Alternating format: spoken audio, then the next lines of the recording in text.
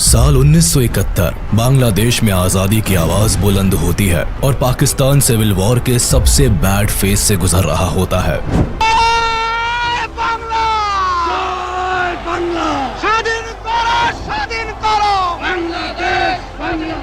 Pakistani army और Bangladeshi revolutionaries के बीच एक तरफ बड़ा घमासान जारी रहता है, वहीं दूसरी तरफ बांग्लादेश खुद को एक अलग देश घोषित कर चुका होता है। इसी बीच 3 दिसंबर 1971 को भारत के खिलाफ Pakistan operation Genghis Khan launch कर देता है। पाकिस्तान एयरफोर्स इंडिया के कई एयरफील्ड्स पर बमबारी करना शुरू कर देती है और अब भारत भी इस जंग में शामिल हो जाता है और इसी के साथ शुरुआत होती है इंडिया पाकिस्तान वॉर ऑफ 1971 की। लेकिन भारत और पाकिस्तान के बीच ये वॉर होती ही क्यों है? पाकिस्तान के सिविल वॉर से भारत का क्या लेना देना होता है? और 1947 में पाकिस्तान का दामन थामने वाला ईस्ट पाकिस्तान आखिर क्यों आजादी की मांग पर उतर आता है? भारत का इस पूरे वॉर में क्या कंट्रीब्यूशन रहता है? कॉलोनियल टाइम से पहले इंडियन सबकॉन्टिनेंट में एक नहीं बल्कि कई किंगडम्स राज करते थे। ये सभी किंगडम्स अपने आप को एक अलग भाषा, ट्रेडिशन, कल्चर से आइडेंटिफाई करते थे और कुछ यही कहानी आज के वेस्ट बंगाल और बांग्लादेश की भी थी, जो उस टाइम में बंगाल के नाम से जाना जाता था। 13th सेंचुरी से ही इस एरिया पर ज्यादातर मुस्लिम रूलर्स का रूल चलता था, लेकिन धर्म से ज्यादा यहाँ के लोग खुद को बंगाली भाषा, कल्चर और ट्रेडिशन से इंटीग्रेटेड महसूस करते थे। अलग अलग धर्म से होने के बाद भी यहाँ कम्युनिटीज में यूनिटी एग्जिस्ट करती थी। 1757 में बंगाल में ब्रिटिश राज आने के बाद कम्युनिटीज के बीच धर्म की खाई गहरी होती जाती है, लेकिन एक चीज जो हमेशा कॉमन रहती है वो है बंगाली एथनिसिटी। 1947 में ब्रिटिश रूल के खत्म होते ही भारत को आजादी मिलती है, लेकिन ये आजादी भारत को 2 देशों में बांट देती है, भारत और पाकिस्तान। मुस्लिम मेजॉरिटी लोग पाकिस्तान को चुन लेते हैं, जबकि भारत खुद को लोकतांत्रिक देश घोषित करता है। धर्म के नाम पर हुए इस विभाजन से दोनों देशों की बाउंड्रीज तो तय हो जाती है, लेकिन एक ही कल्चर, ट्रेडिशन और लैंग्वेज को फॉलो करने वाले रीजन्स 2 अलग मुल्क का हिस्सा बन जाते हैं। जैसे आधा पंजाब पाकिस्तान को मिलता है और आधा भारत का हिस्सा बनता है। पार्टीशन की लकीरों से बंगाल भी अछूता नहीं रहता है। स्टार्टिंग फेज में पूरा बंगाल रीजन पार्टीशन को स्ट्रांगली अपोज करता है, लेकिन जब विभाजन की मांग तेज होती है तो बंगाल का वेस्टर्न रीजन भारत में शामिल हो जाता है। वही Muslim majority east Bengal Pakistan का हाथ थाम लेता है। उनकी उम्मीद होती है कि इस्लाम की फाउंडेशन पर बने पाकिस्तान में उन्हें better social and economic status और फैसिलिटीज मिलेंगी। साथ ही पाकिस्तानी गवर्नमेंट उनके फंडामेंटल राइट्स को रिकॉग्नाइज करे और उन्हें उनका पूरा हक दे। पाकिस्तान के साथ भारत में रह रहे कुछ मुस्लिम्स की भी यही उम्मीद होती है। इसलिए जब बंटवारा होता है तो दोनों ही कम्युनिटीज में मास माइग्रेशन देखने को मिलता है। हिंदू पाकिस्तान से भारत आते हैं तो मुस्लिम भारत से पाकिस्तान चले जाते हैं। वेस्ट बंगाल और बिहार से भी कई बिहारी मुस्लिम्स ईस्ट बंगाल की तरफ माइग्रेट करते हैं और हिंदू लोग भारत आ जाते हैं। ये मास माइग्रेशन अपने साथ एक बहुत बुरा दौर लेकर आता है, जिसमें दंगे फसाद से बेकसूर लोग मारे जाते हैं। लॉ एंड ऑर्डर पूरी तरह से तहस नहस हो जाता है। 14 लाख लोग अपना घर छोड़ देते हैं और लाखों फैमिलीज को अपनी डेस्टिनेशन पर पहुंचने से पहले ही मौत के घाट उतार दिया जाता है। मरने वालों की संख्या 2 लाख से 20 लाख तक बताई जाती है।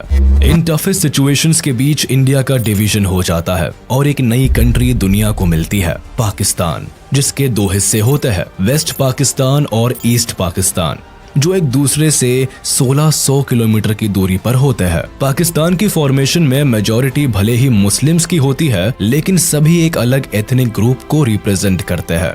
Majority of ethnic group Bengali Muslim की होती है, जो ईस्ट पाकिस्तान में रहते हैं, जबकि वेस्ट पाकिस्तान में पंजाबी, सिंधी, पख्तूनी और बलोची एथनिक ग्रुप की सुपीरियोरिटी रहती है। ऐसे में एक बड़ी आबादी होने के बाद भी बंगाली मुस्लिम्स को साइडलाइन कर दिया जाता है। पॉलिटिक्स से लेकर ब्यूरोक्रेसी, मिलिट्री और सभी पावरफुल पोजीशंस पर वेस्ट पाकिस्तान के एथनिक ग्रुप को रिप्रेजेंटेशन मिलती है। Specifically government related important decisions and work primarily west Pakistan में कॉन्सेंट्रेटेड रहते हैं। पाकिस्तान की पॉलिटिक्स में भी भी वेस्ट पाकिस्तान का इन्फ्लुएंस रहता है। 1947 में पाकिस्तान की शुरुआत भारत की तरह एक पार्लियामेंट्री डेमोक्रेसी से होती है, जिसमें प्राइम मिनिस्टर की कमान लियाकत अली खान संभालते हैं, जबकि मोहम्मद अली जिन्ना को पहला गवर्नर जनरल बनाया जाता है। अपने पहले ही टर्म में लियाकत सरकार को ईस्ट पाकिस्तान और वेस्ट पाकिस्तान को इफेक्टिवली गवर्न करने में कई परेशानियों का सामना करना पड़ता है, जो आने वाली सरकार को भी महसूस होती है। मैक्सिमम पावर सेंट्रल गवर्नमेंट में एक ही पोजीशन पर कॉन्सेंट्रेटेड होती है, जिसकी वजह से पाकिस्तान में पॉलिटिकल इंस्टेबिलिटी भी आने वाले सालों में देखने को मिलती है और ईस्ट पाकिस्तान को रिप्रेजेंटेशन का सही मौका नहीं मिल पाता है। 21 मार्च 1948 को मोहम्मद अली जिन्ना एक नया रूल लेकर आते हैं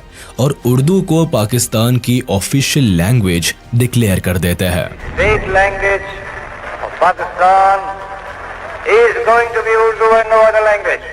जिन्ना का ये डिक्लेरेशन ईस्ट पाकिस्तान को हिला कर रख देता है। वेस्ट पाकिस्तान के उर्दू इम्पोजिशन को ईस्ट पाकिस्तान में भारी क्रिटिसिज्म झेलना पड़ता है। बंगाली मुस्लिम्स के लिए उर्दू एक एलीट भाषा होती है, जिसे केवल हाई ऑफिशियल्स ही बोलते थे, जबकि ईस्ट पाकिस्तान में दशकों से बच्चा बच्चा बंगाली भाषा बोल रहा होता है। भाषा की जबरदस्ती से ईस्ट पाकिस्तान में बंगाली लैंग्वेज मूवमेंट की शुरुआत होती है। अपनी भाषा को बचाने के लिए लोग सड़कों पर उतर आते हैं। स्टूडेंट और पॉलिटिकल एक्टिविस्ट उर्दू इम्पोजिशन को अपनी भाषा पर एक गहरी चोट की तरह लेते हैं। ईस्ट बंगाल की प्राइमरी लैंग्वेज बंगाली होती है। 1952 आते आते ईस्ट बंगाल में प्रोटेस्ट इतने तेज हो जाते हैं कि सरकार को सेक्शन 144 इम्पोज करना पड़ता है, यानी 3 से ज्यादा लोगों का एक साथ खड़ा होना फॉरबिड कर दिया जाता है। इस कानून के खिलाफ 21 फरवरी को ढाका यूनिवर्सिटी के स्टूडेंट्स एक साथ इकट्ठे होते हैं, लेकिन सेक्शन 144 के तहत पुलिस उन्हें हिरासत में ले लेती है। इससे स्टूडेंट्स की भीड़ और भी ज्यादा भड़क जाती है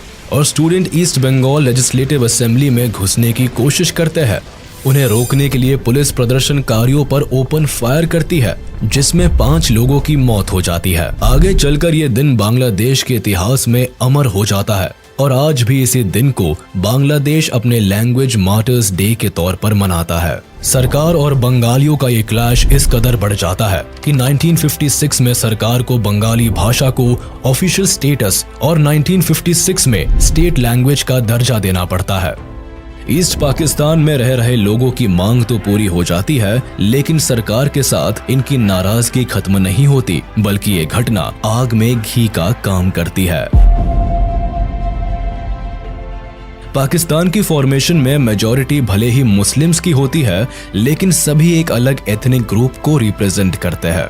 पाकिस्तान में कई सरकारें बनती बिगड़ती है, कई बार मिलिट्री रूल भी देखने को मिलता है, लेकिन सरकार बनाने का मौका ईस्ट पाकिस्तान के लोगों के हाथ में कभी नहीं आता। उन्हें पॉलिटिकल रिप्रेजेंटेशन से तो दूर रखा ही जाता है, साथ ही ईस्ट पाकिस्तान के डेवलपमेंट पर भी ध्यान नहीं दिया जाता। 70% से भी ज्यादा नेशनल बजट वेस्ट पाकिस्तान के डेवलपमेंट पर लगाया जाता है, जबकि पाकिस्तान की आधी पॉपुलेशन ईस्ट पाकिस्तान में सेंटर्ड होती है।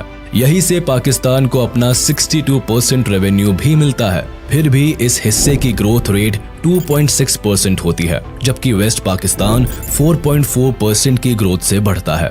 एक ही देश के दोनों हिस्सों में इस हद तक इकोनॉमिक डिस्क्रिमिनेशन होने से गवर्नमेंट और बंगाली लोगों के बीच की खाई गहरी होती चली जाती है। 1966 में मामला तब ज्यादा बिगड़ जाता है जब ईस्ट पाकिस्तान की अवामी लीग पार्टी सेंट्रल गवर्नमेंट के सामने इकोनॉमिक डेवलपमेंट को लेकर 6 पॉइंट की डिमांड उठाती है। पार्टी के लीडर शेख मुजीबुर रहमान इन डिमांड्स को पेश करते हैं, जिसमें साफ कहा जाता है कि ईस्ट पाकिस्तान को एक ग्रेटर ऑटोनॉमी बना दिया जाए, इसके रिसोर्सेज को यूज करने की पावर ईस्ट पाकिस्तान की सरकार के हाथ में दी जाए, यहाँ तक कि ईस्ट पाकिस्तान की अपनी एक अलग करेंसी हो, साथ ही वहाँ एक अलग रिजर्व बैंक स्टैब्लिश किया जाए। इसके अलावा ईस्ट पाकिस्तान को फॉरेन रिजर्व रखने की पावर भी दी जाए और इनके पास अपनी एक अलग डिफेंस फोर्स हो। अवामी लीग की ये डिमांड सत्ता में बैठी सरकार की जड़ें हिला देती है। इन पॉइंट से जाहिर होता है कि ईस्ट पाकिस्तान को इंडिपेंडेंट कंट्री बनाने की कोशिश की जा रही है। सरकार इन सभी पॉइंट्स को रिजेक्ट कर देती है और इन डिमांड्स को देश के खिलाफ बताती है। अवामी लीग भी इस फैसले से चुप नहीं बैठती और कंटिन्यूअस इस पर काम करती है। इसीलिए 1968 में सरकार अवामी लीग के लीडर शेख मुजीबुर रहमान और कई ऑफिशियल्स को देश के खिलाफ कॉन्स्पिरेसी रचने के इल्जाम में अरेस्ट कर लेती है। उस वक्त पाकिस्तान में जनरल अयूब खान की सरकार होती है और वो इल्जाम लगाते हैं कि अवामी लीग अगरतला में भारत सरकार के साथ मिलकर एक आजाद देश बनाने की साजिश कर रही है। लेकिन उनके ये सभी चार्जेस ईस्ट पाकिस्तान में काम नहीं करते, क्योंकि तब तक शेख मुजीबुर अवाम के बीच एक पॉपुलर लीडर बन चुके होते हैं। ये बंगाली अवाम के लिए उनकी आवाज बन चुके होते हैं। लोग अपने सुनहरे भविष्य की उम्मीद अवामी लीग से लगाकर रखते हैं। इसीलिए जब शेख मुजीबुर के अरेस्ट की खबर ईस्ट पाकिस्तान की जनता को मिलती है तो लोग सड़कों पर उतर आते हैं, जगह जगह प्रोटेस्ट होने लगते हैं। लोगों में इस कदर गुस्सा भरा होता है कि सरकार को मजबूरन घुटने टेकने पड़ते हैं। 22 फेब 1969 को शेख मुजीबुर को रिहा कर दिया जाता है, लेकिन ईस्ट पाकिस्तान में प्रोटेस्ट इस कदर बढ़ जाते हैं कि जनरल अयूब खान को रिजाइन करना पड़ता है। इसके बाद प्रेसिडेंट का पद संभालते हैं जनरल याह्या खान, जो 1970 में पाकिस्तान में पहली बार जनरल इलेक्शन कराते हैं। Elections will take place. I have left this decision to the Chief Election Commissioner. Pakistani government इस गुमान में होती है कि majority of seats west Pakistan की पॉलिटिकल पार्टीज के हाथ आएगी, लेकिन जब रिजल्ट आता है तो पाकिस्तानी सरकार की नींव हिल जाती है। अवामी लीग को जनरल इलेक्शंस में भारी मतों से जीत मिलती है। 313 में से 167 सीट्स अवामी लीग को मिलती है, लेकिन वो ये सभी सीट्स ईस्ट पाकिस्तान में हासिल करते हैं, जबकि वेस्ट पाकिस्तान में एक भी सीट पर अवामी लीग की जीत नहीं होती। कुछ यही हाल वेस्ट पाकिस्तान की पाकिस्तान पीपल पार्टी का भी होता है, जिसे वेस्ट पाकिस्तान में 86 सीट्स मिलती है और ईस्ट पाकिस्तान में 0। अवामी लीग को पाकिस्तान में सरकार बनाने का अधिकार तो मिल जाता है, लेकिन ये वेस्ट पाकिस्तान की पॉलिटिकल पार्टीज को जरा भी रास नहीं आता। इसीलिए याह्या खान और PPP leader Zulfikar Ali Bhutto military officials के साथ मिलकर नेशनल असेंबली को कैंसिल करने का प्लान बनाते हैं। 1 मार्च 1971 को प्लान के according Yahya Khan national assembly को कैंसिल कर देते हैं। ईस्ट पाकिस्तान की आवाम इस नाइंसाफी के खिलाफ आवाज उठाने से पीछे नहीं रहती। डेमोक्रेसी का ऐसा मजाक बनता देख लोग प्रोटेस्ट कर देते हैं। पहली बार ईस्ट पाकिस्तान में आजादी के नारे लगते हैं। सभी लोग साथ मिलकर एक नए देश की मांग करते हैं और बांग्लादेश नाम दुनिया के सामने आता है। अवामी लीग पार्टी भी अपनी आवाज बुलंद करती है और शेख मुजीबुर जनता के सपोर्ट में उतर आते हैं। ईस्ट पाकिस्तान में अवाम पाकिस्तानी गवर्नमेंट के किसी भी ऑर्डर को मानना बंद कर देती है। प्रोटेस्टर्स यहाँ ऑर्गेनाइज्ड होकर एक इंडिपेंडेंट आर्मी को बनाते हैं, जिसे मुक्ति बाहिनी नाम दिया जाता है। इस आर्मी का मकसद बांग्लादेश की आजादी होता है। इस सिचुएशन में पाकिस्तान गवर्नमेंट को जब ईस्ट पाकिस्तान अपने हाथ से निकलता हुआ नजर आता है तो पाकिस्तानी आर्मी के जरिए यहाँ रिवॉल्ट्स को दबाने की कोशिश होती है। मार्च 1971 को एयर फ्लाइट के जरिए वेस्ट पाकिस्तान से कई पाकिस्तानी सोल्जर्स को ढाका लाया जाता है, जो मुक्ति बाहिनी के खिलाफ ऑपरेशन चलाते हैं। मुक्ति बाहिनी से निपटने के लिए वेस्ट पाकिस्तान एक east Pakistani central peace committee बनाती है, जिसे शांति बाहिनी नाम दिया जाता है। लेकिन पीस स्टैब्लिश करने के बजाय ये कमेटी ईस्ट पाकिस्तान में लोगों पर अत्याचार करना शुरू कर देती है। लॉ एंड ऑर्डर की धज्जियां उड़ जाती है। बंगालीज वेस्ट पाकिस्तान से अपने सारे नाते तोड़ लेते हैं। पाकिस्तानी गवर्नमेंट को जब ईस्ट पाकिस्तान की आवाज दबाने का कोई रास्ता नजर नहीं आता तो सरकार एक ऐसी साजिश रचती है कि वॉर क्राइम्स की सारी हदें पार हो जाती है। ईस्ट पाकिस्तानी लीडर्स का कहना था कि वेस्ट पाकिस्तान उनके 6 पॉइंट मूवमेंट को मान ले, जिसके बाद वो सब हार्मनी के साथ रह सकते हैं। लेकिन पाकिस्तानी आर्मी को ये बात मंजूर नहीं होती। 25 मार्च 1971 को पाकिस्तानी आर्मी ईस्ट पाकिस्तान में एक खतरनाक जेनोसाइड प्लान करती है, जिसे ऑपरेशन सर्च लाइट नाम दिया जाता है। इसका मकसद बांग्लादेश की आजादी की मांग करने वाले सभी रेवोल्यूशनरीज को टारगेट करना होता है। साथ ही उन लोगों को भी मौत के घाट उतारना होता है जो अलग देश की मांग कर रहे होते हैं। कहने को तो ये पाकिस्तानी आर्मी का एक अभियान होता है, लेकिन सही मायनों में ये एक वॉर क्राइम का एक्ट साबित होता है, जिसका मकसद ईस्ट पाकिस्तान में जेनोसाइड और पब्लिक मैसेकर को अंजाम देना होता है। 25 मार्च बांग्लादेश के लोगों के लिए सबसे काली रात साबित होती है। Troops from West Pakistan, Punjabis, savagely terrorized the Bengali population of East Pakistan. Perhaps 1 million people died.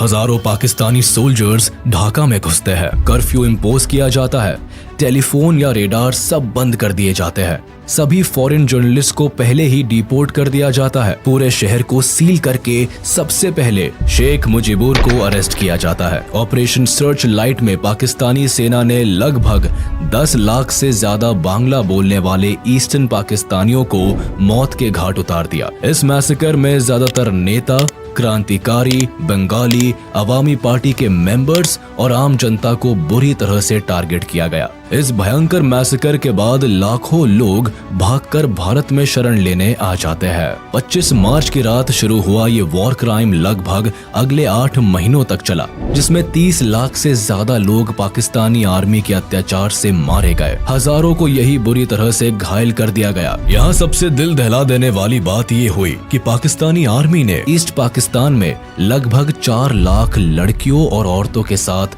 सामूहिक बलात्कार किया और उनका रेप करके उन्हें पब्लिकली परसिक्यूट कर दिया। पाकिस्तानी आर्मी के इस तरह के शर्मनाक काम को जब यूएस प्रेसिडेंट तक पहुंचाया गया, तब भी यूएस ने इस जेनोसाइड को रोकने का कोई काम नहीं किया, उल्टा अपने एलाइज पाकिस्तान को वॉर में सपोर्ट करते रहे। और इससे पहले ही शेख मुजीबुर ईस्ट पाकिस्तान को इंडिपेंडेंट कंट्री घोषित कर देते हैं और इसे बांग्लादेश नाम देते हैं। 27 मार्च को मेजर जियाउर रहमान खुद ये डिक्लेरेशन पब्लिक को पढ़कर सुनाते हैं। State of Bangladesh, on behalf of our great national leader, the Supreme Commander of Bangladesh, Sheikh Mujibur Rahman, do hereby proclaim the independence of Bangladesh. Bangladesh को आजाद देश घोषित कर दिया जाता है, लेकिन ये आजादी इतनी भी आसान नहीं होती। मेजर शहरों को अपने कंट्रोल में लेने के लिए एक ही रात में 7,000 इनोसेंट बंगाली लोगों को मौत के घाट उतार दिया जाता है। इस मैसेकर में एक ही हफ्ते के अंदर 3 लाख से भी ज्यादा बंगाली लोगों का कत्लेआम कर दिया जाता है, लाखों औरतों का रेप किया जाता है। पाकिस्तानी आर्मी अपने ही देश के लोगों को इस कदर टॉर्चर करती है कि डरकर 10 मिलियन से भी ज्यादा लोग बांग्लादेश छोड़कर भारत में घुस आते हैं। कुछ ही दिनों में लोग अपना घर परिवार सब कुछ खो बैठते हैं। भारत पहले से बांग्लादेश की सिचुएशन पर नजर रख रहा होता है, लेकिन जब लाखों की संख्या में रेफ्यूजीज धीरे धीरे भारत की तरफ आते हैं, तो भारत की मुश्किलें भी बढ़ जाती है। भारत भी इस कॉन्फ्लिक्ट का हिस्सा बन जाता है। इसीलिए भारत सरकार अवामी पार्टी के कई लीडर्स को अपने देश में शरण देती है।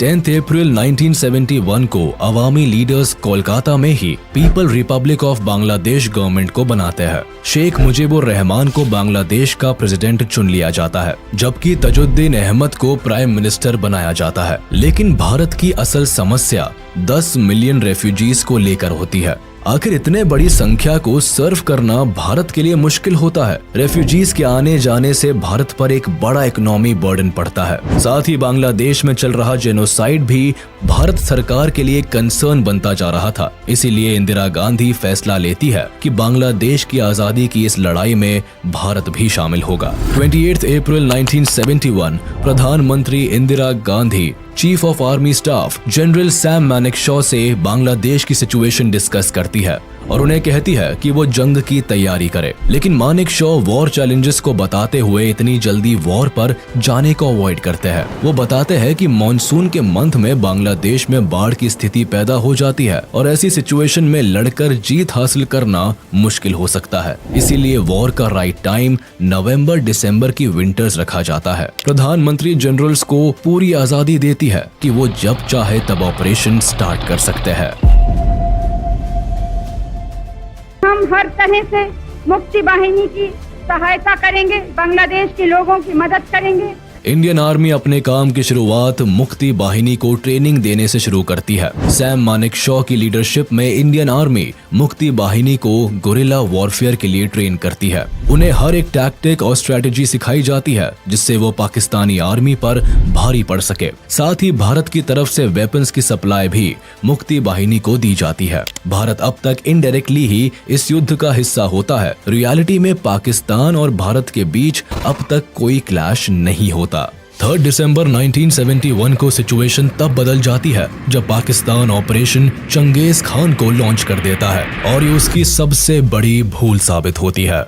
वो भारत के 11 एयरफील्ड्स को निशाना बनाता है। अमृतसर, आगरा, पठानकोट, जोधपुर, श्रीनगर, अंबाला जैसे 11 एयरफील्ड्स को टारगेट किया जाता है। रेडार स्टेशन को डिस्ट्रॉय करने की कोशिश की जाती है। पाकिस्तान की तरफ से जंग का बिगुल बज चुका होता है और उसी शाम इंदिरा गांधी भी रेडियो मैसेज देकर जनता को इसकी जानकारी देती है। कुछ ही घंटे पहले करीब 5:30 बजे शाम के 3 दिसंबर पाकिस्तान ने हमारे ऊपर एक हमला किया। पाकिस्तानी हवाई जहाजों ने हमारे अमृतसर, पठानकोट, श्रीनगर, अवंतीपुर, उत्तरलाई, जोधपुर, अंबाला और आगरे के हवाई अड्डों पर बमबाजी की। पश्चिमी पाकिस्तान की लड़ाई थी, वो लड़ाई भारत पर भी आ गई है। इस चुनौती का सामना जोरों से करना है। मुझे जरा भी संदेह नहीं है कि विजयी भारत की जनता की, भारत की बहादुर सेना की होगी। पाकिस्तान का मकसद भले ही भारत के एयरफील्ड को तबाह कर इंडियन एयरफोर्स को वॉर से बाहर रखने का होता है, लेकिन लकीली इनके निशाने सटीक नहीं बैठते और इंडियन एयरफोर्स तुरंत ही सतर्क हो जाती है और इन्हीं रनवेज से AIF अपने टारगेट संभाल लेती है और पाकिस्तानी आर्मी को मुंह तोड़ जवाब देने को तैयार हो जाती है। पाकिस्तान इंडियन एयरबेस को नुकसान पहुंचाने से भले ही चूक जाती है, लेकिन इंडियन एयरफोर्स जब एयर स्ट्राइक पर उतरती है तो पाकिस्तान के कई रनवे को तबाह करके ही दम लेती है। मुरिद, मियानवाली, सरगोधा, चांडलर, रिसलवाला वेस्ट पाकिस्तान के कुछ जरूरी एयर बेसेस होते हैं जिन्हें इंडियन एयरफोर्स बुरी तरह डैमेज कर देती है। वेस्ट पाकिस्तान के रनवेज की हालत इतनी खराब हो जाती है कि कई दिनों तक वह वॉर के लिए कुछ एयर बेसेस को यूज नहीं कर पाते। कुछ यही हाल इंडियन आर्मी ईस्ट पाकिस्तान के एयर बेसेस का भी करती है, जहां 2 दिन के अंदर ही चिट्टागोंग, जेसोर और कुर्मितोला एयर बेसेस को तबाह कर देती है। 4 दिसंबर को इंडियन नेवी भी पाकिस्तानी नेवल आर्मी को मुंह तोड़ जवाब देने से बाज नहीं आती। इंडियन नेवी को जानकारी होती है कि कराची पोर्ट पाकिस्तान नेवी का सबसे बड़ा हेडक्वार्टर होता है। ये पोर्ट पाकिस्तान के मैरीटाइम ट्रेड के लिए भी सबसे इम्पोर्टेंट है। इसे नुकसान हुआ तो पाकिस्तान की इकोनॉमी क्रैश कर सकती है। इसीलिए इंडियन नेवी कराची हार्बर को अपना टारगेट बनाती है और इस ऑपरेशन को नाम देती है ऑपरेशन ट्राइडेंट। इस ऑपरेशन की कमान संभालते हैं navy chief admiral SM Nanda, जो कि इंदिरा गांधी से परमिशन लेने के बाद 25th स्क्वाड्रन कमांडर बबरू भान यादव को अटैक की जिम्मेदारी देते हैं। इनकी कमान में इंडियन नेवी का ग्रुप 460 किलोमीटर कराची के साउथ कोस्ट में चला जाता है और रात होने का इंतजार करते हैं, क्योंकि रात के अंधेरे में पाकिस्तानी एयरक्राफ्ट एयर बॉम्बिंग नहीं कर सकते थे। इंडियन नेवी का प्लान होता है कि वह अंधेरे का फायदा उठाकर पाकिस्तान की वॉरशिप्स को पूरी तरह तबाह कर दे। इसीलिए शाम होते होते इंडियन नेवी कराची पोर्ट के 330 किलोमीटर करीब चले जाते हैं। इनके पास INS Veer, INS Nirghat and INS Nipat जैसी मिसाइल बोट्स और 2 anti submarine corvettes INS Kiltan और INS कच्चल होती है। सभी वॉरशिप्स भारी मिसाइल से लैस होती है। रात को जब पाकिस्तानी नेवी को अंदाजा भी नहीं होता कि वह बड़े हमले का शिकार होने वाले हैं, तभी इंडियन वॉरशिप्स कराची से 130 किलोमीटर की दूरी से ही पाकिस्तानी वॉरशिप का पता लगा लेती है। सबसे पहले मिसाइल अटैक INS नीरघाट करती है और पाकिस्तान के बैटल्स क्लास डिस्ट्रॉयर PNS खाइबार के टुकड़े टुकड़े कर डालती है। उसके बाद INS वीर और INS निपत भी अपना कमाल दिखाते हैं और PNS चैलेंजर और PNS मुहाफिज को मिसाइल से बर्बाद कर पानी में डुबो देते हैं। इस ऑपरेशन में INS निपात पाकिस्तान के केमारी ऑयल स्टोरेज टैंक्स को भी निशाना बनाता है और पाकिस्तान का ऑयल स्टोरेज आग की लपटों में जल के बर्बाद हो जाता है। करीब 7 दिन तक पाकिस्तान इस आग को बुझाने में नाकामयाब रहता है और दुनिया भर के अखबारों में इंडियन नेवी की इस आग को बिगेस्ट बॉनफायर करार दिया जाता है। इसके जवाब में पाकिस्तानी नेवी इंडिया के ओखा पोर्ट को बॉम्ब करने से पीछे नहीं रहता ताकि उन्हें अपनी बर्बादी का बदला मिल सके। वो हमले से भारत के फ्यूलिंग फैसिलिटीज, एम्यूनिशन डंप और मिसाइल बोट्स जेटी को नुकसान पहुंचाना चाहता है। लेकिन पाकिस्तान के प्लान को समझते हुए इंडियन नेवी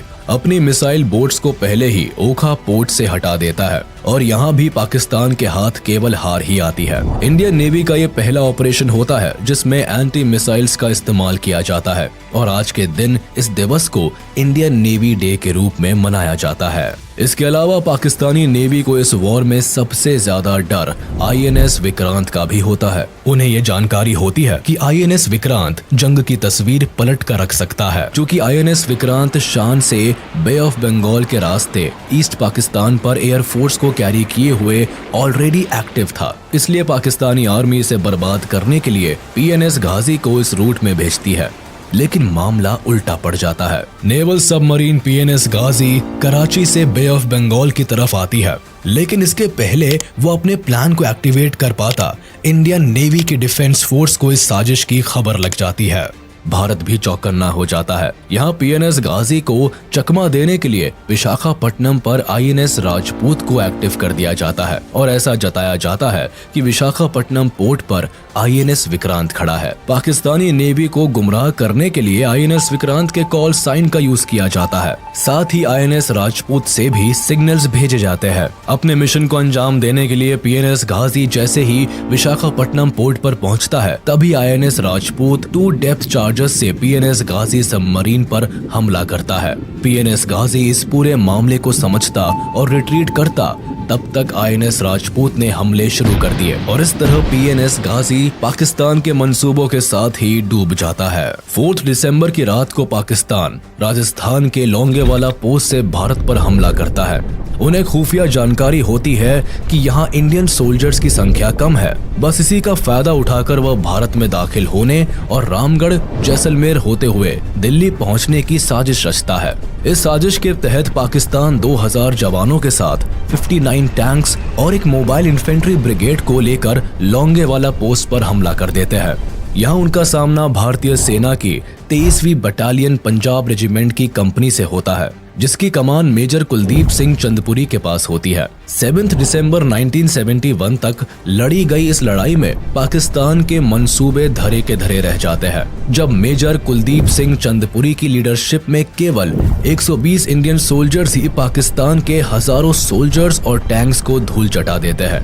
लोंगेवाला में भारतीय सैनिक एक ऊंचे रेत के टीले को अपने कब्जे में ले लेते हैं और इस ऊंचाई का फायदा उठाकर अपनी स्ट्रैटेजी बनाते हैं। कुलदीप सिंह चंदपुरी को पता होता है कि सुबह होने तक उन्हें कोई हवाई मदद नहीं मिल सकती, इसीलिए वह सुबह तक पाकिस्तानी आर्मी को उलझा कर रखने की स्ट्रैटेजी बनाते हैं। हालांकि पाकिस्तान से फायरिंग पहले स्टार्ट होती है, लेकिन आगे वह बढ़ते हुए पाकिस्तानी टैंक चारों तरफ लगे कटीले तारों को देखकर रुक जाते हैं।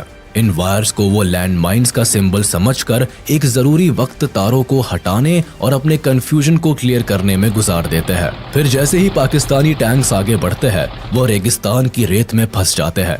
एक ऊंचे टीले पर होने की वजह से इंडियन आर्मी टैंक्स को डायरेक्ट हिट कर पाती है और पाकिस्तान अपने कई टैंक्स और व्हीकल्स गंवा देता है। जब तक पाकिस्तान भारत की चाल को समझ पाता, तब तक सुबह हो जाती है और सूरज की पहली किरण के साथ ही इंडियन एयरफोर्स का सपोर्ट सोल्जर्स को मिलता है। इंडियन एयरफोर्स के HAL HF-24 Marut fighters and hawker Hunter aircraft इस लड़ाई में पाकिस्तान के हमलों का मुंह तोड़ जवाब देते हैं और लोंगेवाला में जीत का बिगुल बजा देते हैं। इस हार से पाकिस्तान को बहुत बड़ा झटका लगता है। वह अपने कई सैनिक और आर्म्ड व्हीकल खो देता है। लोंगेवाला का ये एयर ग्राउंड ऑपरेशन भारत का बड़ा सक्सेसफुल ऑपरेशन साबित होता है, लेकिन पाकिस्तान के लिए ये एक बहुत बड़ी हार बन जाती है। 1971 के इस वॉर में भारत ने पाकिस्तान से लगभग 3600 स्क्वायर किलोमीटर का हिस्सा छीन लिया। पाकिस्तान से निपटने के लिए भारत की मिलिट्री पावर और स्ट्रेटेजी पाकिस्तान से कहीं ज्यादा बेहतर होती है। भारत के जनरल वेस्ट पाकिस्तान में एक डिफेंसिव वॉर स्ट्रेटेजी का इस्तेमाल करते हैं, यानी वेस्ट हिस्से में अटैक के बजाय मिलिट्री डिफेंस पर वर्क करती है, जबकि ईस्ट पाकिस्तान में Indian military aggressively attack strategy का इस्तेमाल करती है। सोल्जर्स को लड़ने के लिए फील्ड पर भेजा जाता है और इंडियन आर्मी पाकिस्तानी सोल्जर्स पर भारी पड़ती है। इंडियन डिफेंस की नेवी, एयर और मिलिट्री का कोऑर्डिनेटेड अटैक पाकिस्तान के होश उड़ा देता है। ऑपरेशन ट्राइडेंट में मिली अपार सफलता के बाद एक तरफ जहां कराची पोर्ट पर सिक्योरिटी बढ़ा दी जाती है, वहीं पाकिस्तान को समंदर में इंडियन शिप्स की एक बड़ी प्रेजेंस की खबर लग जाती है। उन्हें लगता है कि भारत फिर एक बड़े हमले की तैयारी कर रहा है, इसीलिए पाकिस्तानी वॉरशिप्स मर्चेंट शिपिंग के साथ मिलकर इंडियन नेवी को मात देने का प्लान बनाते हैं। अब इसी प्लान को फेल करने के लिए इंडियन नेवी एक फॉलो अप प्लान बनाती है, जिसका कोड नेम ऑपरेशन पायथन दिया जाता है। 8 दिसंबर को पाकिस्तान की चालों को नाकाम करने के लिए भारत की मिसाइल बोट्स INS विनाश, INS तलवार और INS त्रिशूल को कराची के साउथ में मनोरा पेनिनसुला की तरफ भेजा जाता है। इस दौरान ये मिसाइल बोट्स न केवल पाकिस्तानी पेट्रोल वेसल को टारगेट करते हैं, बल्कि 11 बजे के करीब INS विनाश अपनी 4 मिसाइल से केमारी ऑयल फार्म को टारगेट करता है। इस अटैक से पाकिस्तान का बचा कुचा केमारी ऑयल स्टोरेज भी तबाह हो जाता है। साथ ही Panamanian fuel tanker SS Gulf Star को भी भारी नुकसान पहुंचता है। INS विनाश पाकिस्तान के नेवी फ्लीट टैंकर PNS डक्का को बुरी तरह ध्वस्त कर देता है। इस हमले से कराची की 50% ऑयल रिक्वायरमेंट धुआं हो जाती है। पाकिस्तान की अर्थव्यवस्था को एक बड़ा झटका लगता है और एक ही रात में पाकिस्तान को लगभग $3 बिलियन का नुकसान उठाना पड़ता है। इस अटैक में भारतीय नेवी को तो कोई नुकसान नहीं पहुंचता, लेकिन पाकिस्तान को केवल आसमान ही नहीं बल्कि समंदर से भी एक बड़ी हार का सामना करना पड़ता है। वॉर में अपनी डूबती नैया को किनारे लगाने के लिए पाकिस्तान UN के पास पहुंचता है और अपील करता है कि भारत को इस वॉर से बाहर रहने के लिए कहा जाए। 4 दिसंबर को जहां एक तरफ पाकिस्तान भारत पर अटैक करता है, वहीं साइमल्टेनियसली यूनाइटेड नेशंस की सिक्योरिटी काउंसिल असेंबल होती है। एक लंबे डिस्कशन में अमेरिका सीधे पाकिस्तान के समर्थन में कूद जाता है। US, चाइना और UK मिलकर भारत को सीज फायर करने के लिए कहते हैं और दबाव बनाया जाता है कि भारत अपनी आर्मी को बांग्लादेश से वापस बुला ले।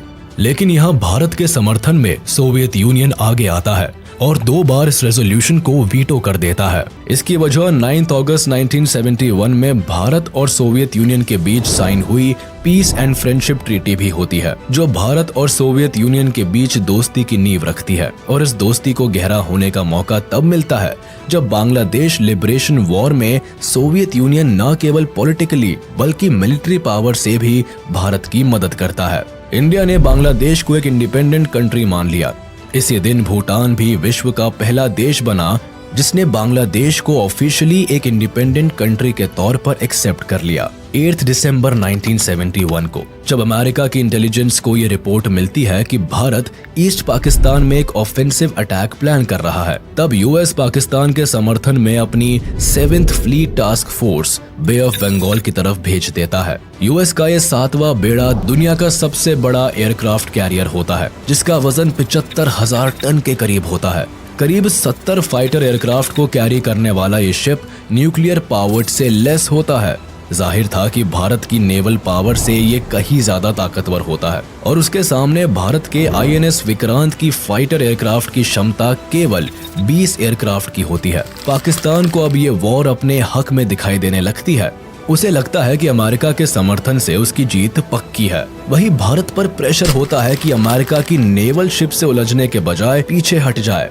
सिचुएशन यहाँ हाथ से निकलती दिखाई देती है, क्योंकि UK भी पाकिस्तान के समर्थन में HMS ईगल को अरेबियन सी में उतारता है। इनकी साजिश भारत की नेवल शिप को एक पिंसर अटैक में फंसाने की होती है। भारत इस सिचुएशन से निकलने के लिए सोवियत को SOS भेजता है और इंडो सोवियत सिक्योरिटी ट्रीटी को एक्टिवेट करने के लिए कहता है, जिसके तहत किसी भी आउटसाइड अटैक होने पर सोवियत यूनियन भारत को प्रोटेक्ट करने के लिए बाध्य है। मैसेज मिलते ही ब्रिटिश अमेरिकन थ्रेट को काउंटर करने के लिए सोवियत जल्द ही कमांडर एडमिरल व्लादिमीर क्रुगलियाकोव के अंदर अपने 10th ऑपरेटिव बैटल ग्रुप को भारत की मदद के लिए भेजते हैं। सोवियत का ये पैसिफिक बेड़ा nuclear armed ships, atomic submarines और मिसाइल से लेस होता है और समंदर में ब्रिटिश और अमेरिकन बेड़े को काउंटर करने के लिए उन्हें अपने टारगेट रेंज में ले आते हैं।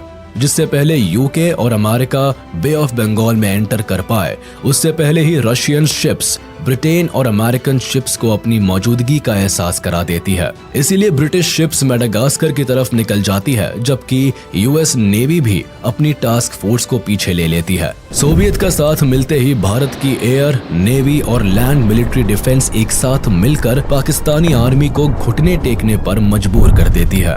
ईस्ट पाकिस्तान में पाकिस्तानी आर्मी की एयर सप्लाईज कट ऑफ कर दी जाती है। नेवल रूट्स को इंडियन नेवी ब्लॉक कर देती है और जमीन पर मुक्ति बाहिनी पाकिस्तान आर्मी की जान की दुश्मन बन जाती है। 12 दिसंबर आते आते इंडिया पाकिस्तान वॉर में पाकिस्तान एक बड़ी हार के सामने खड़ा होता है। इनकी सेना को बुरी तरह खदेड़ दिया जाता है। वेस्ट पाकिस्तान का लगभग 13,000 किलोमीटर वर्ग इलाका अब भारत के कंट्रोल में होता है और पाकिस्तानी सोल्जर्स के पास बचने का कोई रास्ता नहीं होता है। जुल्फिकार अली भुट्टो पाकिस्तान की जीत के लिए एक बार फिर अमेरिका का दरवाजा खटखटाते हैं और वॉर को डिस्कस करने के लिए न्यूयॉर्क जाते हैं। अमेरिका के साथ मिलकर वो सीज फायर का एक प्रपोजल भी तैयार करते हैं, लेकिन तब तक काफी देर हो चुकी होती है। पाकिस्तानी आर्मी इंडियन सोल्जर्स के सामने सरेंडर के लिए तैयार हो जाती है। इससे गुस्से में आकर जुल्फिकार अली भुट्टो यूएन की असेंबली छोड़कर चले जाते हैं और यहाँ पाकिस्तान की लाचारी भी पूरी दुनिया को साफ नजर आती है। I will not be a party to it. My country hearkens for me. Why should I waste my time here in the Security Council?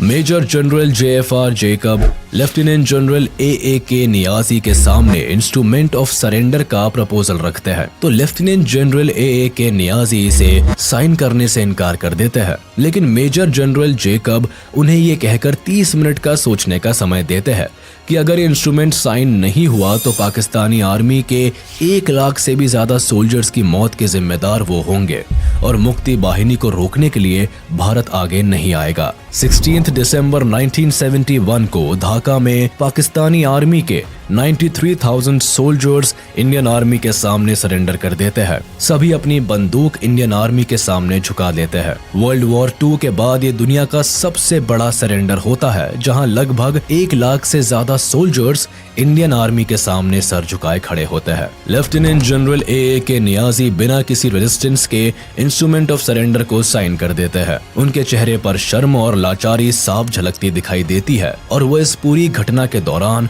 शर्म से अपना चेहरा झुका लेते हैं। पाकिस्तान की वॉर में हार के साथ ही वेस्ट पाकिस्तान में सरकार गिर जाती है। भारत की ये जीत पाकिस्तान के इतिहास में काला धब्बा बन जाती है। इस जीत से जहां भारत की डिफेंस फोर्स अपना लोहा मनवाती है, वही बांग्लादेश को उनकी आजादी मिलती है। इंदिरा गांधी बांग्लादेश को इस जीत की बधाई देती है। शेख मुजीबुर रहमान को भी रिहा कर दिया जाता है और वह आजाद बांग्लादेश के पहले प्रेसिडेंट बनते हैं। लेकिन बांग्लादेश को अपनी इस आजादी की एक बहुत बड़ी कीमत चुकानी पड़ती है। कई बच्चे, जवान और इंटेलेक्चुअल्स को आजादी की इस लड़ाई में अपना सब कुछ कुर्बान करना पड़ता है। 1972 में भारत और पाकिस्तान के बीच शिमला एग्रीमेंट साइन किया जाता है, जिसके तहत पाकिस्तान भी बांग्लादेश को एज अ कंट्री रिकॉग्नाइज कर लेता है। इसके बदले भारत पाकिस्तान की 13,000 स्क्वायर किलोमीटर की जमीन जो भारत के कब्जे में होती है, उसे पाकिस्तान को लौटा देता है और 93,000 वॉर प्रिजनर्स को भी लौटा देता है। इसी के साथ भारत जीत का एक नया इतिहास लिखता है। 1974 में UN भी बांग्लादेश को एक इंडिपेंडेंट कंट्री रिकॉग्नाइज कर लेता है। इसी के साथ हम आपसे विदा लेते हैं। उम्मीद है आपको ये वीडियो जरूर पसंद आया होगा। आप इस वीडियो को अपने दोस्तों के साथ शेयर करना बिल्कुल भी ना भूले। साथ ही चैनल को सब्सक्राइब जरूर कर दें।